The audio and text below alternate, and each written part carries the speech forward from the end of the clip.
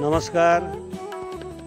आदरणीय धर्मप्रेमी सज्जन आमा बुबा तथा दाजुभाइ दिदीबहिनीज्यूहरू, सिलगढी स्थित डाबग्राम छोटा फाप्रेमा रहेको श्री राधाकृष्ण मन्दिर परिसरमा यही 28 तारिकदेखि लिएर 6 तारिक पर्यन्त सम्पन्न हुन गइरहेको श्री ब्रह्मपुराणमा सम्पूर्ण आफ्ना साथीहरू लिएर, सङ्गीतका टिम टोलीहरू लिएर म नेत्रप्रसाद भट्टराई उपस्थित हुँदैछु कथा श्रवणको लागि, कथा सुनाउनको लागि।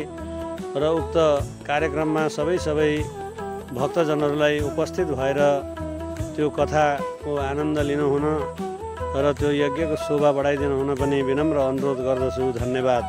भगवानलाई म भेट्न आउँदैछु, रात दिन सत्सङ्ग